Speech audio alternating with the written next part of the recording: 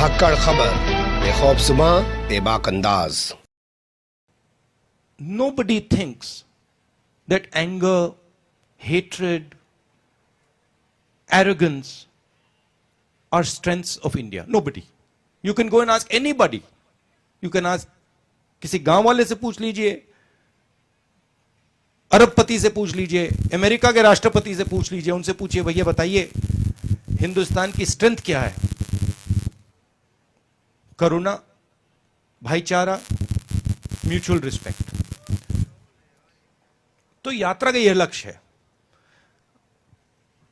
आप इस बात को बिलीव नहीं करते हो, मगर ये इस यात्रा का लक्ष्य पॉलिटिकल नहीं है।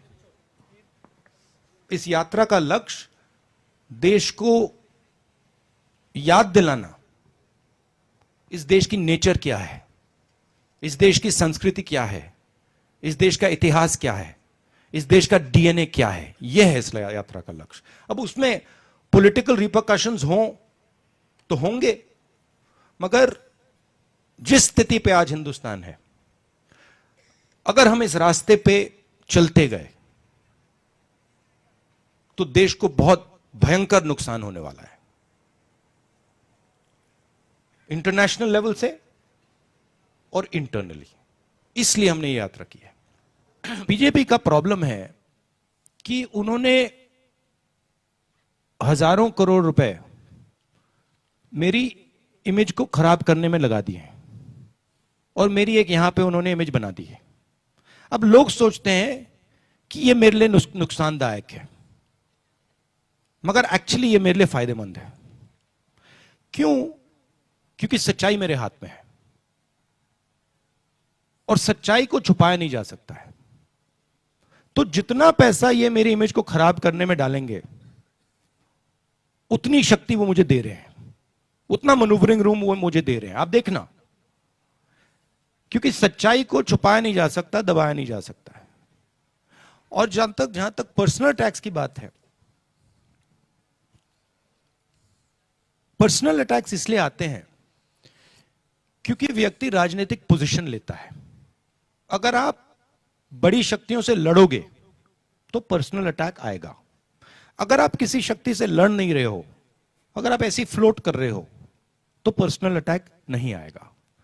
तो मैं जानता हूं जब मेरे पर पर्सनल अटैक आता है तो मैं सही काम कर रहा हूं, मैं सही डायरेक्शन पे चल रहा हूं। तो एक तरीके से ये जो पर्सनल अटैक होती है, ये जो पैसा बीजेपी मेरी इमेज को खराब करने में डालती है, ये एक प्रकार से मेरा गुरु है। ये मुझे सिखाता है कि भैया इधर जाना है, इधर नहीं जाना, उधर जाना है। क्योंकि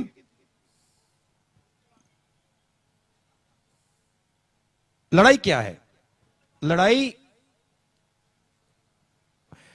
जो आपके सामने खड़ा है, लड़ाई उसकी सोच को गहराई से समझने का की है। ठीक है? और मैं आस्ते आस्ते आस्ते आस्ते आस्ते आस्ते आरएसएस और बीजेपी की सोच को बहुत गहराई से समझने लगा हूं। तो लड़ाई में मैं आगे बढ़ रहा हूं, और अगर आगे बढ़ रहा हूं तो सब कुछ ठीक है। लगातार आप कह रहे हैं कि भारत जोड़ो यात्रा के माध्यम से हम नफरत खत्म करेंगे, संविधान बचाओ की बात कर रहे हैं, लेकिन वही भारतीय जनता पार्टी लगातार कॉमनवेल्थ कोड की बात कर रही है। आप कह रहे हैं कि हम एकता की बात कर रहे हैं, अनेकता की बात कर रहे हैं। वो कॉमनवेल्थ कोड गुजरात विधानसभा चुनाव में लेकर आ रहे हैं, इससे पहले उत्तराखंड विधानसभा चुनाव में लेकर आए। कितना बड़ा असर पड़ेगा आने वाले वक्त में? उनको जो करना है उनको करना है, हमें जो करना है हमें करना है। हमारा डायरेक्शन क्लियर है, उनका डायरेक्शन क्लियर है। हम जानते हैं हमें क्या करना है, किन किन लोगों की मदद करनी है, किन की रक्षा करनी है, हम जानते हैं। ठीक है? और हम अपना काम कर रहे हैं। जो मास कनेक्ट प्रोग्राम है, ये आपको बहुत पहले नहीं शुरू कर देना चाहिए था? चीजें समय से ही होती हैं। जब टाइम आता है तो बात बनती है, उससे पहले नहीं होता।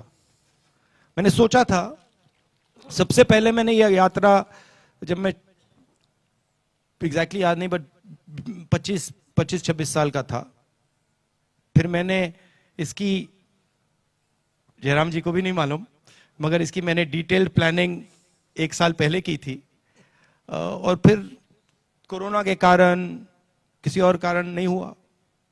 इस यात्रा के लिए सबसे अच्छा समय अभी है।